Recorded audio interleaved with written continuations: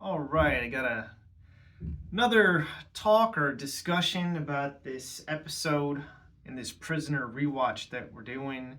This is episode 11, titled It's Your Funeral. Got my little notes here. Not a whole lot of them this time, but as always, click the description box. The links to this episode are below. Go watch it, then come back. We've covered all 10 of the previous episodes already, and we're going to dive right into this one. So, episode 11, It's Your Funeral. Original air date for this was December 8th, 1967. This episode was written by Michael Cramoy and directed by Robert Asher. This episode starts Darren Nesbitt as the acting number two. So there's going to be two number twos in this episode. And then Andre Van Gissigem, I hope I said that right, as the retiring number two. All right. Episode opens up, and this young woman from the village comes into number six's flat and wakes him and then warns him about a plot. Of course, he doesn't believe her, but she's been drugged and she's being monitored by the acting number two, Darren Nesbitt, who's a real hipster looking dude. He's got the blonde hair and the glasses. So he's kind of the most pretentious number two I think we've had so far. Anyways, they've drugged her and they know exactly when she's going to pass out. And so her being drugged makes number six believe her story. And she warns number six that there's going to be an assassination attempt on number two. So, number six kind of wants to investigate into it. And this episode's kind of got a really convoluted plot. I mean, it really does. And I'm going to be honest, there was a lot of exposition in this one, and I was kind of bored with it. All right, this was an episode that I probably, out of the ones I've watched so far, it's the first one I really didn't care for. I mean, it was okay. Darren Nesbitt, I found him entertaining, but, there was a lot of filler in this episode. For instance, there's a part where number six goes and he does this game again. I looked into the name of this game with the trampolines, with the guys with the helmets on, and they're like jumping over a pool of water. I guess whoever gets knocked into the water loses. They call it Kosho. That's what it's named in the show. But there's this part where while number six is playing Kosho, and it's a scene that goes on for a long time, his watch is switched with a broken watch, which causes him to go to a watchmaker to get his watch fixed. The watchmaker is played by Martin Miller, and Martin Miller his character is the one that's building a bomb.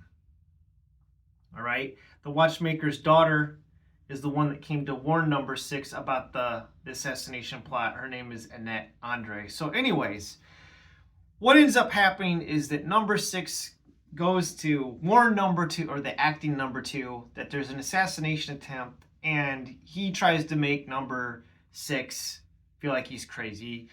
Number six is informed at some point in the episode about jammers, which are people that spread false assassination or false information, that the village is basically ignoring them because what they do is they snout a bunch of false information in order to screen actual attempts. Okay, so that part of the episode's interesting because that's an espionage thing where, and you'll see it all the time, that there's so much misinformation that it's hard to see the forest through the trees. You see this in national news stories, all right? When some controversial thing, something happens, you'll hear like 15 different stories, right? Come out at the same time, all with conflicting viewpoints. And that's so that you can't figure out what's really going on, So I found that interesting. But basically they set up, Darren Nesbitt's number two sets it up so that number six looks foolish, you know, unbelievable. Because when the real number 2 comes back, who is getting ready to retire, the plot is actually to assassinate him. So the new number 2 that's coming in is trying to kill the outgoing number 2. And number 6 actually goes to the retiring number 2, who begins to believe him that there really is an assassination plot. And the only reason why number 6 is helping number 2 is so that there's not reprisals on the village. I think that this script could have used another passover. Like, they could have gone through it one more time to kind of clear it up a little bit, because, you know, it could have been a tighter script. As it was, there was stretches of this episode where I was just like, it was late when I watched it, so I was like falling asleep. I had to rewatch like basically the entire second half of the episode again. But, you know, it wasn't bad. It was an enjoyable episode. It just wasn't one of the more gripping ones. So I really don't have a whole lot other information or, you know, talking points about this one. It's a pretty straightforward episode, and, you know, there wasn't an escape plan by number 6 or anything like that. It was kind of bizarre to see number 6 trying to actually help number 2 not get killed by the other number 2. And there's all this foreshadowing about a bomb with plastic explosives and stuff. You know, essentially a terrorist plot, which I think probably in 1967, when this was broadcast, was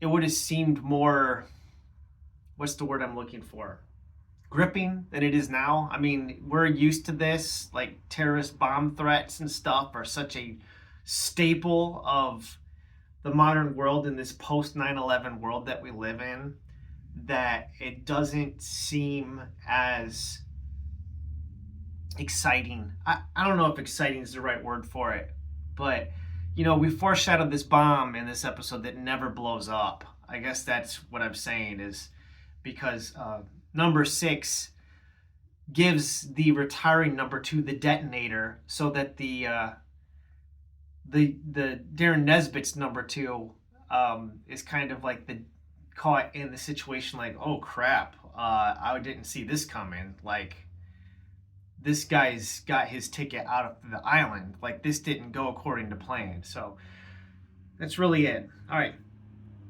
Once again, thanks for watching, and be seeing you.